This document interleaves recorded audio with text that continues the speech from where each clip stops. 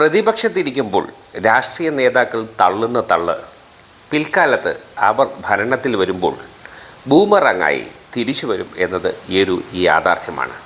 പ്രത്യേകിച്ച് ഈ social media പ്രചാരത്തിലിരിക്കുന്ന ഈ ആധുനിക ലോകത്ത് പണ്ട് പറഞ്ഞ കാര്യങ്ങൾ ഇപ്പോൾ, അതായത് പ്രതിപക്ഷത്തായിരുന്നപ്പോൾ എന്ത് അപരാധമാണോ ഭരണകക്ഷി ചെയ്തത്, അല്ലെങ്കിൽ എന്ത് പോരായ്മയാണോ ചെയ്തത്, അത് എടുത്തു പറഞ്ഞ് ഭരണത്തിൽ വരികയും അതേ വിവരക്കേട് തന്നെ അല്ലെങ്കിൽ അതേ അബദ്ധം തന്നെ ചെയ്യുകയും ചെയ്യുമ്പോൾ ഈ രാഷ്ട്രീയക്കാർ പറഞ്ഞതിന് വല്ല അർത്ഥമുണ്ടോ?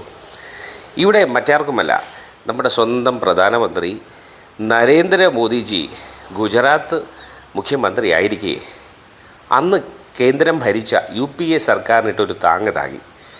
വേറൊന്നുമില്ല, നമ്മുടെ രൂപയുടെ മൂല്യം കുത്തനെ ഇടിയുന്നു. അയൽ രാജ്യങ്ങളിലെ രൂപ, അവിടുത്തെ നാണയം സ്ഥിരത നേടുമ്പോൾ എന്തുകൊണ്ട് ഇന്ത്യയുടെ, ഭാരതത്തിൻ്റെ രൂപയുടെ മൂല്യം ഇടിയുന്നു എന്നതിന് അദ്ദേഹം പറഞ്ഞത് ഇങ്ങനെയാണ്. അത് നമുക്കൊന്ന് ശ്രദ്ധിച്ചു നോക്കാം. जिस प्रकार से डॉलर मजबूत होता जा रहा है, रुपया कमजोर होता जा रहा है, विश्व व्यापार में भारत टिक नहीं पाएगा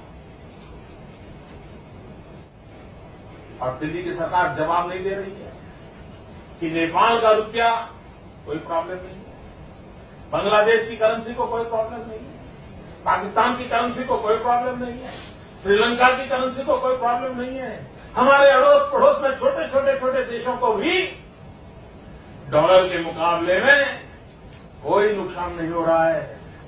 देश जानना चाहता है, प्रधानमंत्री जी ऐसा क्या कारण है कि आज अकेला हिंदुस्तान का रुपया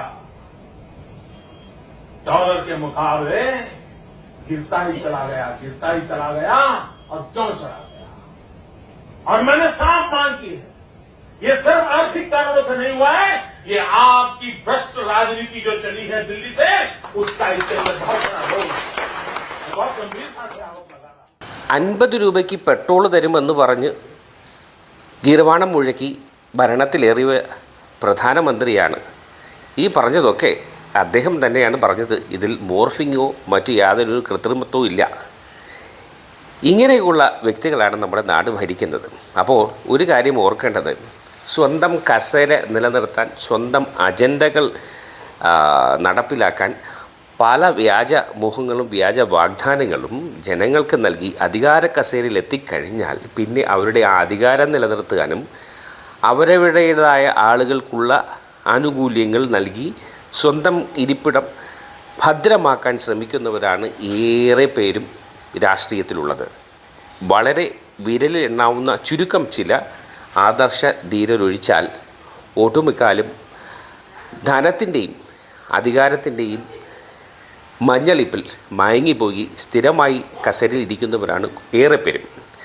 ഒരു പാർട്ടിയിൽ നിന്ന് മറ്റൊരു പാർട്ടിയിലേക്ക് ചാടി എപ്പോഴും കസേരയിലിരിക്കുന്ന ഒരു ശീലമായിരിക്കുന്നു നമ്മുടെ ഭാരതത്തിൻ്റെ ഇന്നത്തെ അവസ്ഥ. അപ്പോൾ നമ്മുടെ ഇലക്ഷൻ വളരെ അടുത്ത നാളുകളാണ്. ഇനി ഏതാനും ദിവസങ്ങൾ മാത്രമേ നമ്മുടെ വോട്ടെടുപ്പ്, അതായത് ഏപ്രിൽ 9-നാണ് ഇലക്ഷൻ. അപ്പോൾ തിരഞ്ഞെടുക്കുമ്പോൾ വെളിവും വെള്ളിയാഴ്ചയുമുള്ള പറഞ്ഞാൽ വാക്കിന് വിലയുള്ളവരെ തിരഞ്ഞെടുക്കുക. ഇനി തീരുമാനിക്കുക നമ്മൾ ആരെ തിരഞ്ഞെടുക്കണമെന്ന്. അതുകൊണ്ട് പ്രിയ നാട്ടുകാരെ, തിരഞ്ഞെടുക്കുമ്പോൾ നാടിന് ഗുണമുള്ള സൗഹാർദ്ദവും സ്നേഹവും സാഹോദര്യവും നിലനിർത്തുന്ന, പ്രത്യേകിച്ച് നമ്മുടെ കേരള നിയമസഭാ ഇലക്ഷനാണ്. നമ്മൾക്കൊരു പാരമ്പര്യമുണ്ട്, മലയാളിക്കൊരു പാരമ്പര്യമുണ്ട്, സൗഹാർദ്ദം.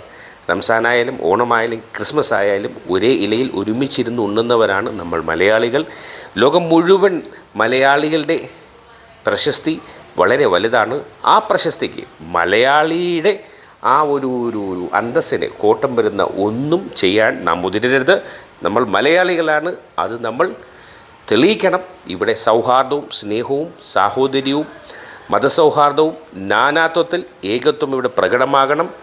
ഹിന്ദുവും മുസ്ലിമും ക്രിസ്ത്യാനിയും എല്ലാവരും ചേർന്ന ഒരു കൂട്ടുകുടുംബമാണ് നമ്മുടെ കൊച്ചു കേരളം എന്ന് പ്രത്യേകം ഓർമ്മിക്കുക.